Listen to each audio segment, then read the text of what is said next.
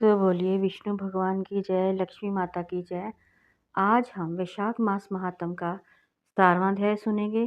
ब्रह्मा जी कहने लगे कि जो वैशाख धर्म का पालन करता है और उसके गुणों का गान करता है, उस पर भगवान प्रसन्न होते हैं। ब्रह्मा जी कहते हैं कि हे यम, उस राजा पर मेरा कोई प्रभाव नहीं, क्योंकि विष्णु के भक्त को शुभ अशुभ करने की किसकी समर्था है। उनके भक्तों को जरा, मृत्यु, व्याधि आदि का कुछ भी भय नहीं होता। सेवक को स्वामी ने जिस काम के लिए नियुक्त किया है, जब तक उसमें शक्ति है वो किए जाए, और जब कार्य करने की शक्ति ना रहे तो स्वामी से निवेदन कर दे। उसी समय वह उरीन हो जाता है और उसे कोई दोष स्वामी का कार्य करने में नहीं लग सकता। अपना कर्तव्य कार्य करने में प्राणियों को कोई दोष नहीं लगता। हे यम, जब तुम इस कार्य के करने में असमर्थ हो तो तुम्हारा क्या दोष है।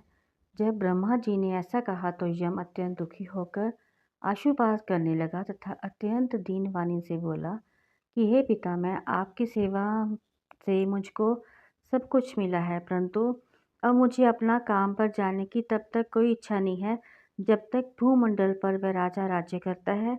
जब तक इस राजा को इस कार्य में चलायमान नहीं कर देता, मुझको विश्राम प्राप्त नहीं हो सकता। आप मेरे इस कार्य को सिद्ध कर दीजिए, तभी मैं फिर शासन कर सकता हूँ। यम की ये बात सुनकर ब्रह्मा जी सोच में पड़ गए।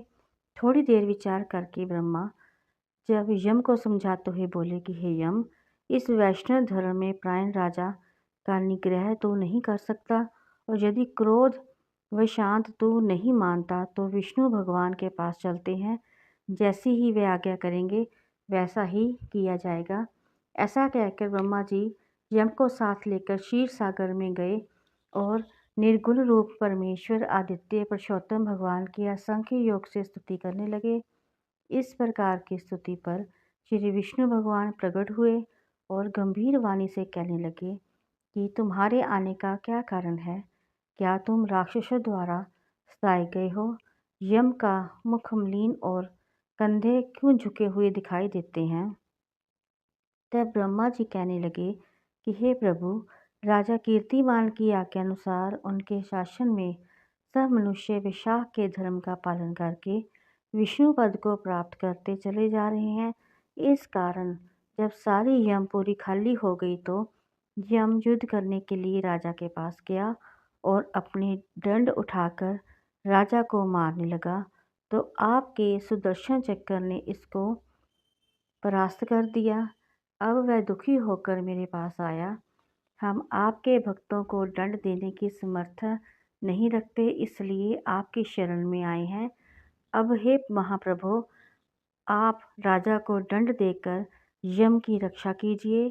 ब्रह्मा जी की ये वार्ता सुनकर भगवान कुछ हंसकर कहने लगे कि हे ब्रह्मा जी तथा यम, मैं लक्ष्मी जी अपनी देह और प्राण भी त्याग सकता हूँ। श्री वत्स को स्तंभ मणि तथा बैजंती माला का त्याग कर सकता हूँ।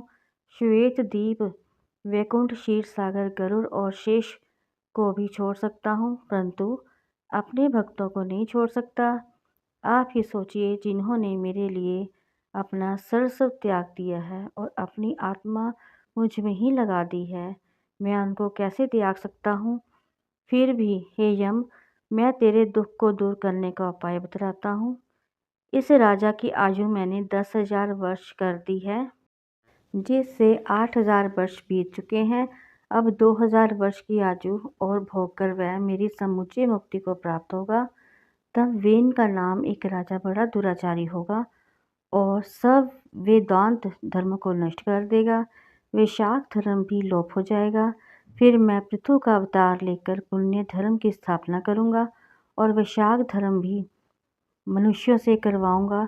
जो मेरा भक्त, जिसने मुझ में ही अपना ध्यान लगा दिया और सर्वस्व त्याग दिया, वह हजारों में एक ही होता है, उसको ही वैशाख कोक्त धर्म करना चाहिए। बहुत थोड़े मनुष्य पृथ्वी पर मेरे इस धर्म को जानने वाले हैं। अब हे यम, तू किसी प्रकार की दुखी मत हो, मेरे काम की सिद्धि हो जाएगी। वह राजा तेरा भाग भी देगा। अपने अपने भाग को ग्रहण करने वाला दुखी नहीं होता। जो मनुष्य अदृश्य में प्रतिदिन स्नान अर्घ जल कुंभ दही अन्न आदि का दान नहीं करेंगे, उनका विषाक्त धर्म निष्फल हो जाएगा। जो कोई प्राणी तुम्हारा भाग देखकर विषाक्त धर्म करे, उनके कार्य में तो विघ्न मत डालना। जो तुम्हारा भाग दिए बिना केवल मेरा भजन करता है, उनको मेरी आज्ञा से तुम अवश्य दंड दो। उस राजा से तुम्हें भाग दिलाने के लिए मैं भी सुनंद को भेजता हूँ, वह अवश्य राजा को समझाकर तुम्हारा भाग दिलाएगा। इस प्रकार हर तरफ से यम को आश्वासन देकर भगवान अंतर्ध्यान हो गए। यम भी प्रसन्नता से अपनी पुरी को चला गया और फिर भगवान की आज्ञा से जैसे सुनंद ने राजा को समझाया, सभी ने विशाख के धर्मों में यम को भाग दिया। इसलिए विशाख मास में प्रतिदिन यम को नियमित स्नान अर्घादि करना चाहिए, नहीं तो विशाख के सब कर्म निष्फल हो जाते हैं। विशाख की पूर्णिमा को सबसे पहले यमराज को निमित्त जल का घड़ा, दही और अन्न दान करना चाहिए।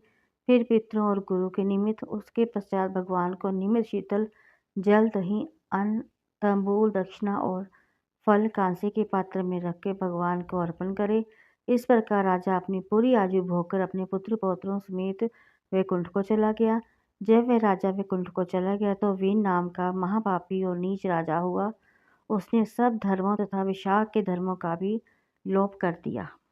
यदि आपको मेरी ये वीडियो अच्छी लगी हो तो प्लीज़ इसको लाइक और सब्सक्राइब ज़रूर करना।